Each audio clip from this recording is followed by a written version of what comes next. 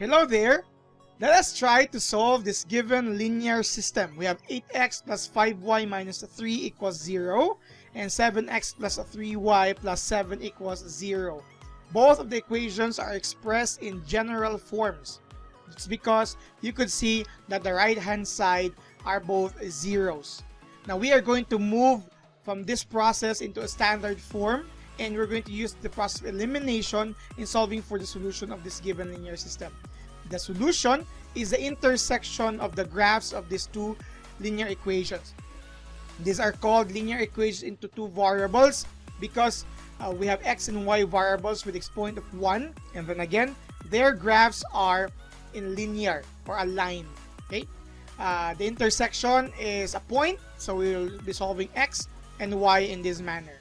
But for elimination process, it's very important for us to decide which variable we're going to eliminate first to solve the other, and that other variable will be used to solve for the first variable that we have eliminated. First, let us try to come up with the standard forms of this. So I'm just going to automatically write the standard forms here. The first equation would be 8x plus 5y, and I'm going to add both sides by 3. So the negative 3 on the left hand side will be removed.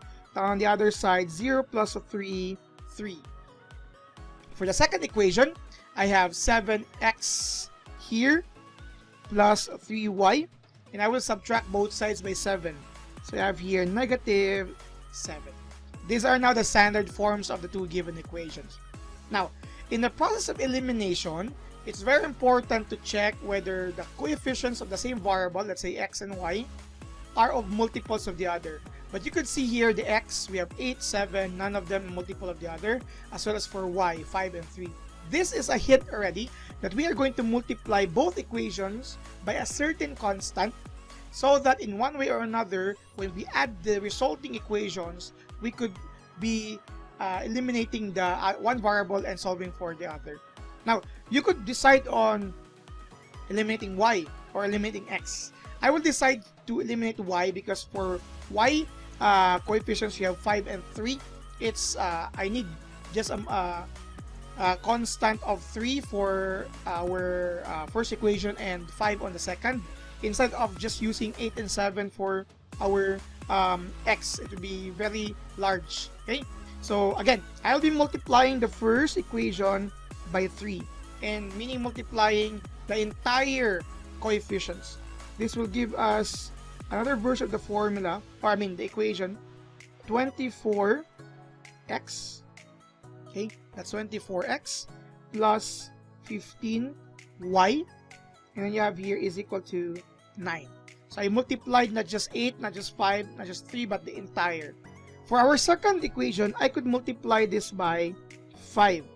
So I could also get 15y. But if I'm going to multiply this by positive 5, I will not be limiting y. I need to multiply this by negative 5.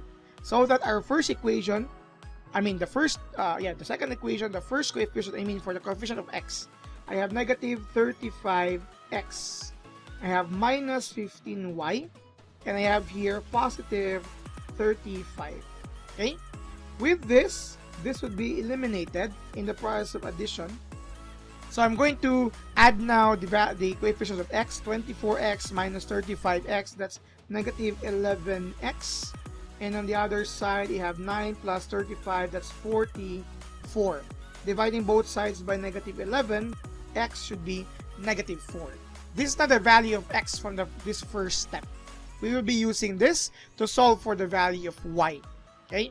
But if we're going to use what we're going to use here would be the original equations. Notice that both equations from general form was transformed to a standard form. Aside from that, both equations were multiplied by a certain constant. So there are multiple processes that were done to reach the value of x, which is negative 4. If there is an error in the process, we can verify that by using the original equation. Let me use the original first equation. I have here 8x plus 5y minus 3 equal to 0. Substitute the value of x. You have 8 times negative 4 plus 5y minus 3 equals 0. That's negative 24 32 rather, sorry. Negative 32 plus 5y minus 3 equals 0. 5y minus 35 equals 0. 5y is equal to positive 35. Y is 7. So the value of y to be paired with x, which is negative 4, would be 7. And this should be the combination that will satisfy both equations or will give us the point of intersection. But I'm also going to use the same x to verify whether we will still get the value of y, which is 7, using the second original equation. Now this is just a verification process, but if you have time, you may use this so that you could verify whether your answer is correct or not. The original equation, second rather, 7x plus 3y plus 7 equals 0. 7 times negative 4 plus 3y plus 7 equals 0. So you have minus 28 plus 3y plus 7 equals 0. So you have here let me start with the value of y. I mean the term with y. 3y minus 21 equals 0. 3y is 21. Dividing both sides by 3, y is 7. This should be enough to say that our solution is a point using x and y values, negative 4 and 7. If in case the value of x only satisfies one of the two, then you could say that there is no solution to that. So this is already the process. Now if you wish to see the next part of this video, another verification process, you may, but if you don't want to, you may stop and you may pause or end the video. The next process is checking.